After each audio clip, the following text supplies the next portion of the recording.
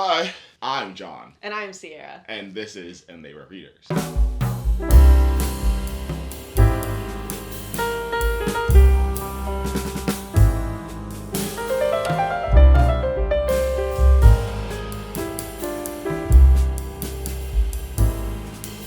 Okay, have you been slumping recently? I have. Yeah, and for me, the culprit is Virginia Woolf's To the Lighthouse. But I don't want to put it all on Virginia Woolf. That's a lot. I understand. Stay with me.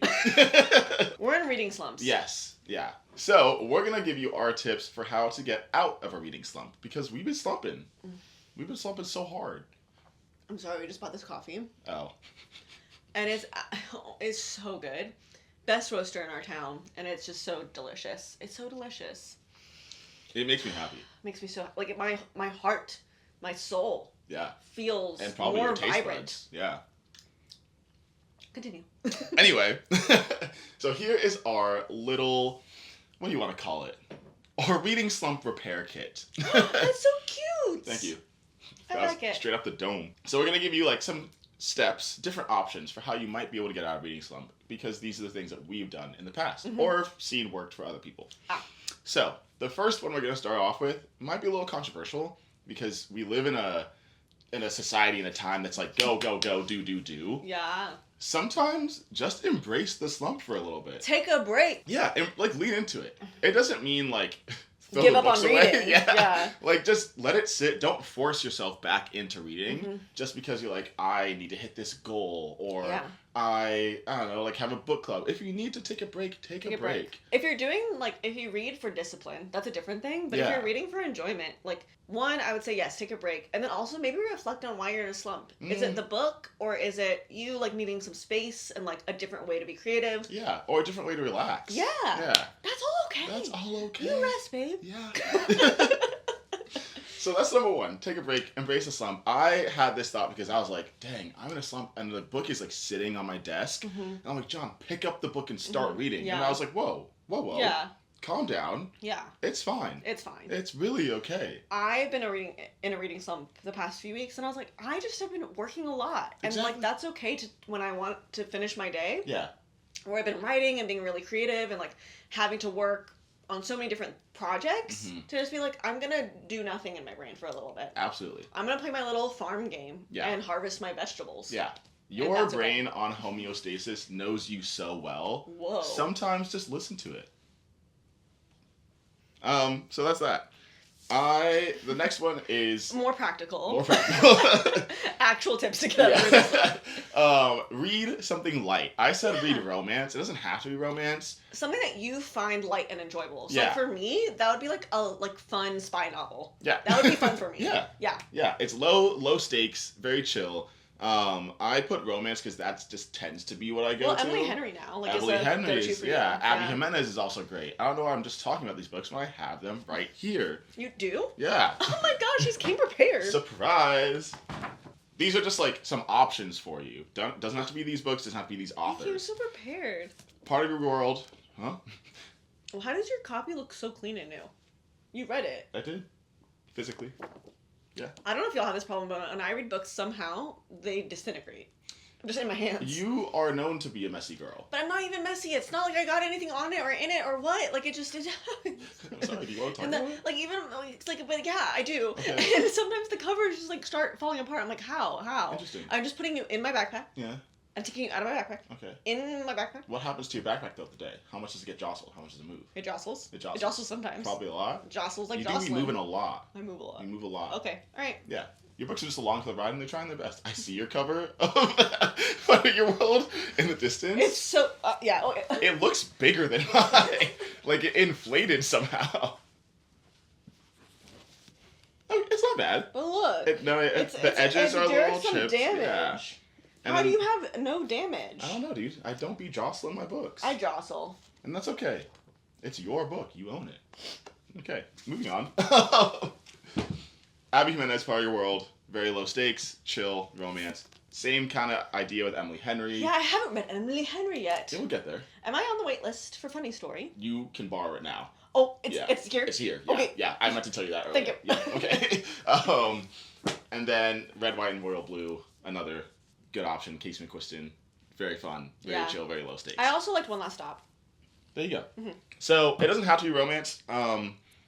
We tend to read a lot of like war books, very heavy topics. So like, yeah, but I love like a good heist or good like that'll like get me in, and it's so fun for me. And it doesn't have to be like the best writing if I'm trying to get out of a slump. I just want an adventure. Yes, yeah, that makes me think of.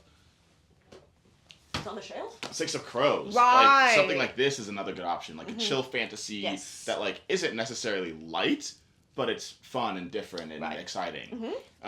So like switch up your reading for a little bit. See what happens. And in a genre that you know will be a banger. Yeah. Yep. Okay, what's next? What's next? Tell me more. Next, read a short book. Absolutely. Sometimes what your brain needs is just to like serotonin. The sense of completion, finishing something. I don't like completion. I know. So serotonin. Just being able to finish a book might give you the boost Dopamine. you need. Any more chemicals? Those two. Cool. Like that's what like when your body finishes something, like I think those chemicals are released, but I don't really know. Yeah. I could probably read that, but yeah, that's true. We can study it more. I like dopamine. You okay? I have so much caffeine coursing in my body. Yeah, short books. So like, here are. Go ahead. Some. I didn't know you had some. See, I came so prepared today. I often do pre-pro, and so this is so fun. Yeah. So here's some honorable mentions. Let me slow down. That this is heavy though. I understand. The tips are exclusive. The tips are exclusive. So this is At Night All But Is Black by David Diop. It is a war book. It is heavy, but it is short. I read this in one day in one sitting. And really? Yeah, very good. No. I wasn't there. You were. It's fine. Where was I? You might have been doing something else. I was in your library. That's cool. Anyway, I finished it in one sitting, and it'll just be nice. It'll give you the sense of finishing something, you know? I don't know how to do it without being sexual. You know what? If your mind is dirty, then that's on you. Oh, it also won the International Booker Prize, which... Was it translated? From what? French, probably. Probably. I don't think my suggestion's on here. Okay. Because my suggestion is Claire Keegan. I thought about that. Reading a Claire Keegan, I think, will get you out of it. Absolutely. Yeah. I agree. A master of the novella. And a book that actually got me out of my reading slump. I know. Okay. That's why I saved the book for last. Calm down. I'm so excited. Okay. A next one, which will be a classic and a short book, The Old Man and the Sea by Ernest Hemingway. I know that there was one of you in the comments that agreed with me that The Sun Also Rises. One of you in the comments. Oh, but they did agree with you, yeah. Sorry. Now you understand why I said it like that? That The Sun Also Rises was rough, but The Old Man and the Sea is phenomenal. If you want to read a Hemingway and like just dip your toes into his writing, I would suggest starting with this. And maybe never getting to The Sun Also Rises. Yeah, don't worry about it. Life's too short to read a book that isn't good. Absolutely. Very short, good life lessons, cool story. Ernest Hemingway, the man, the myth, the legend.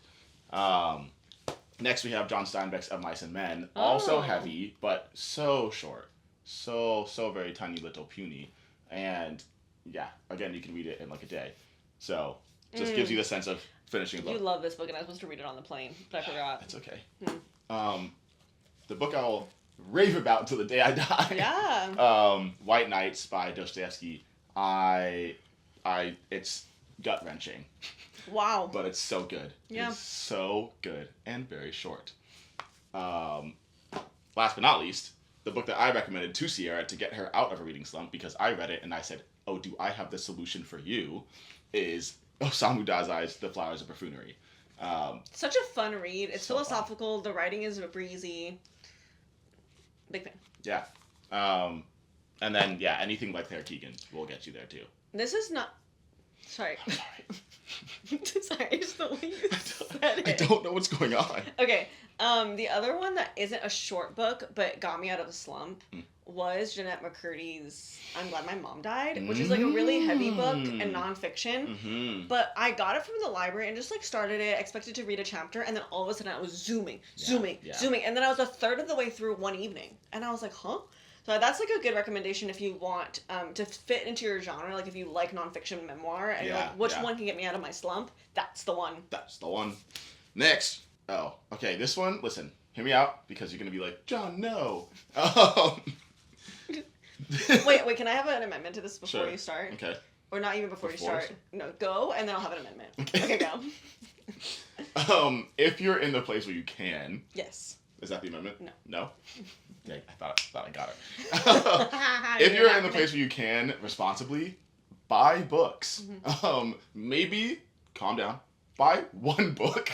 Or like go on to thrift books online and like just buy like a $5 copy and like get excited about it coming. Absolutely. Because there's something to be said about having a new book, and you're most likely to read the book that was most recently placed on your shelf. Right. And then once you finish that book, that like will spur you and like encourage you into the books that have been sitting on your shelf. I can't say You can't that say phrase sitting on your correctly. shelf. The books that have been sitting on your shelf. I said it too hard. And I also looked at you so weird. I was like, do it.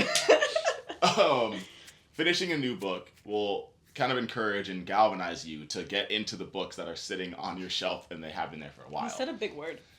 Anyway, I was just so shocked. Like, there was another video when I was like, oh, she thinks I'm dumb. I don't think you're dumb. I know. Like, it just comes out of nowhere. People, like when I'm hanging out with some people too, I'll say a word like, why would you say a jar? Like, the door's open. Yeah, that's and true. I'm like, oh, why wouldn't I say a jar? It's high slightly diction, open. small word. Yeah. Yeah. It was the same concept. Yeah, Big word doesn't define fancy word. Absolutely. Okay. I was just saying. True. My amendment. Okay. Is like if you can't buy books, go to a bookstore and like find books to add to your TBR that you're excited about. So like feel books, smell books, enjoy books, talk to booksellers. Yeah. That Just be around books. Be around books. Yeah. And like every time I'm at a bookstore, even if I don't buy a book, I'm like, I need to read now. Yes. I need to go home and read. Yeah. And in that same vein, try to like, I'm in the camp of I don't want my physical TBR to be so long. Yes. Does that make sense? Yes. I don't want to just hoard these books that I end up not having the intention to read because they just pile up and they're like, oh well, I'll just keep adding to the ever extending list of physical TBR. That's not my goal, but that's for me. But being around books kind of just leads into watching Booktube and what do you call it? Consuming bookish content. A lot of times when I'm in a slump, I'll just pop on Booktube and hear people talk about books, and it gets me excited to read again. Oh yeah, for sure. So I got distracted because my tongue and my lip. You're having a allergic reaction? Yeah. To what? To maybe to the coffee. Yeah. So I'm currently having an allergic reaction. Yeah.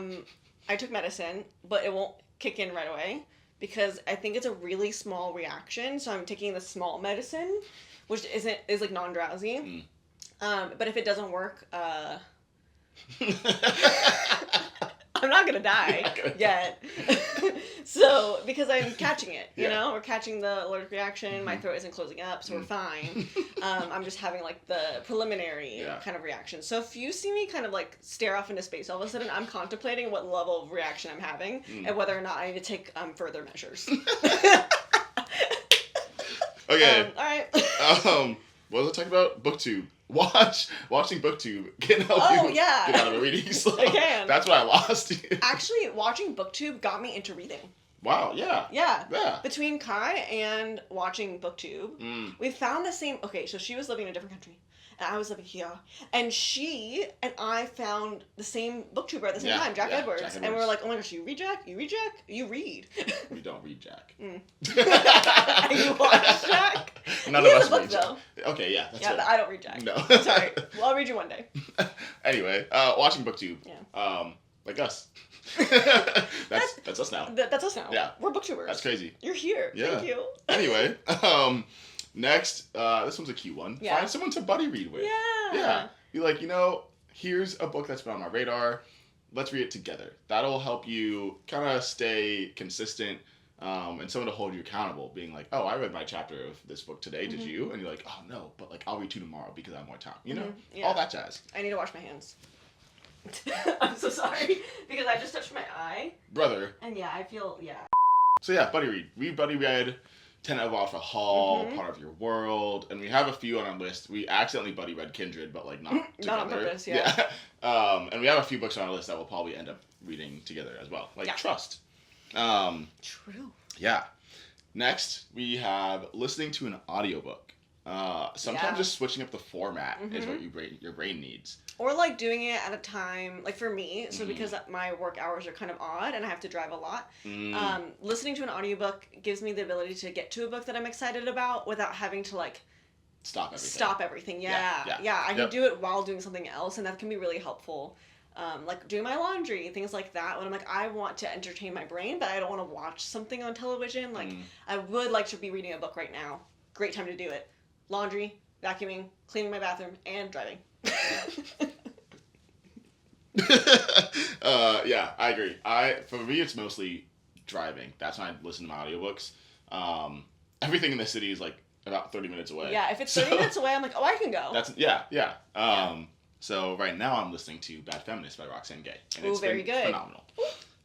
Really? I'm so excited to hear that. I love it. The wrap-up is going to be fire.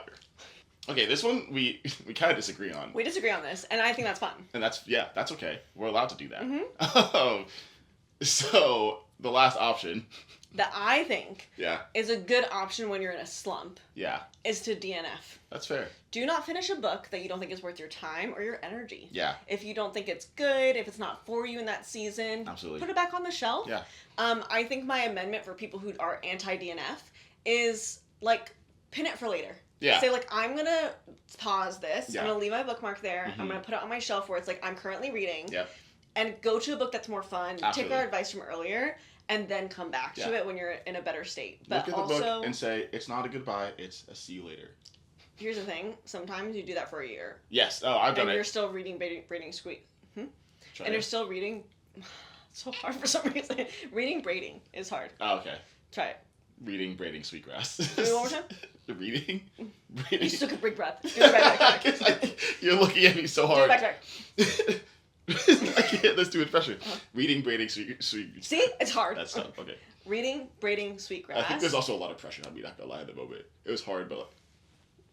Excuses. Yeah, I did the same thing with Stephen Fry's Heroes.